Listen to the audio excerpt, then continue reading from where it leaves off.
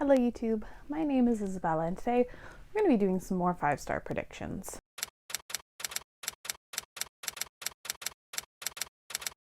I'm currently blanking on the creator, but I will be sure to have their original work down below. It's become a booktube staple now and I have really enjoyed doing it. Usually at the time of this video I recap my past 5-star predictions. I usually do these in 5-book installment. I have not yet read most of them on that video, but I have a lot of books that I semi-recently acquired that I am like almost certain are going to be like absolute 5-star predictions, and I'm going to read them soon, and I wanted to do this. The goal is to have these books read, the ones I mentioned in the last video, and I'll wrap them up all together hopefully in a few months' time. We're going to just talk about them briefly, and for once I hope I have a video that's under, I don't know, like 15 minutes. The first book I'm going to talk about is the one that I'm like so certain of and have been certain of for years, and that's The Bear and the Nightingale by Catherine Arden. This is the first book in an adult trilogy, fantasy trilogy, that has just been calling my name for years, and yet I've never managed to read it, acquire it, whatever. I literally just bought this last month. I have been putting off reading this book for so long because I'm just like so sure I'm gonna love it. I don't know about you, but I can put off things and books, especially when I think I'm going to love them, for some unknown, unquantifiable reason. But I'm hoping to read this in March and I'm like so ready and excited. Just has all the vibes that I want from a fantasy story. It's like a wintry forest, deep snow setting. There are gods in here, kind of a corrupted religion.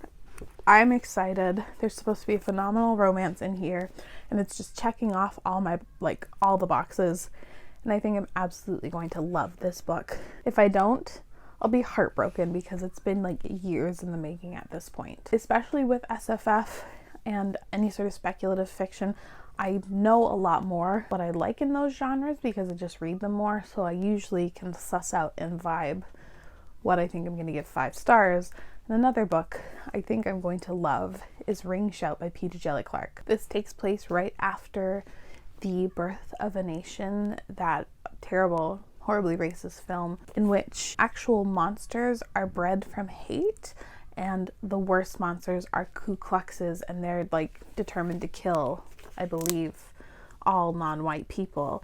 And so then we follow a monster hunter who's ready to just like destroy them and keep them at bay. I can't think of a better premise to a story. Like, what an interesting hook. I almost said gambit, but that's not what I mean. It's just like so interesting, intriguing. Also, it being a novella, I think could go either way because it is very short. I have faith in Peter Jelly Clark. I've only read one novella by him and didn't love it, but like this one, out of all the rest of his, just seemed like so freaking cool, and I can't wait to read it. The final fantasy book on this list, and we're gonna go to my 2 like Wildcards afterwards, seems like just like a no duh moment. Like, I don't really see a world in which I'm not going to like this story. Maybe not love it, although I do think I'm gonna give it 5 stars, but I can't wait to read it. And I really want to read it this month, but my TBR is already stacked, and that's The House in the Cerulean Sea by TJ Klune. I have wanted to read this book for so long, and I had a really difficult time actually getting my hands on a physical copy. Really, really strict on my book buying last year. And then when I was finally ready to purchase it, it was out of stock literally on every single website available to me. Indigo, Amazon, Book Depository. This edition was out of stock, and I was just like, now what? Eventually, during lockdown, I managed to find that my local bookstore, which was only doing curbside pickup at the time, had 1 copy left, and I was like, sold. I bought it so fast because I just think I'm going to love this book. It has a queer romance. It has a found family, but like magic, but like kind of rooted in a real world-ish setting. People pitch this as like middle grade for adults, which kind of sounds like an oxymoron, but I believe it in this instance. I think I'm going to love this book. I've literally never seen a poor review for this, And I know to go into this with tempered expectations, but it has the vibe in my heart that I'm absolutely going to love it. So my two sort of wildcard picks are not SFF, and that's why it's a bit more of a stretch, but we'll see. I have faith, and I think I'm going to give Spoiler Alert by Olivia Dade 5 stars. I don't think I've ever put a romance book on one of these lists before, so I'm interested to see if I'll be proven right or proven wrong.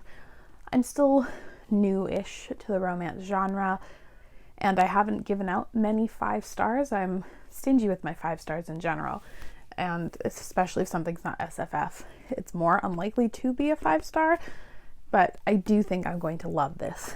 It follows a fat main character. It basically was written right after the fall of the final Game of Thrones season and just dunks on Game of Thrones a lot. I've seen really good reviews from fat reviewers, which I think is really valuable, because sometimes I've seen people be very led astray by things that are supposed to be body positive and like have fat positivity in it, but I think I'm gonna love this one.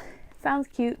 A lot of my interests intersect in here, and I think I'm gonna love it. I hope so. This one truly is a wild card, if I've ever put one on this list. It is sort of literary fiction, sort of a mystery thriller crime thing. That's Miracle Creek by Angie Kim. For some reason, some unearthly reason that I can't even begin to fathom, I think I'm going to give this book 5 stars. It is way out of my depths, way out of something I read usually. It's a literary courtroom thriller about an immigrant family and young single mother accused of killing her autistic son. Angie Kim gets compared to Celeste Ng a lot.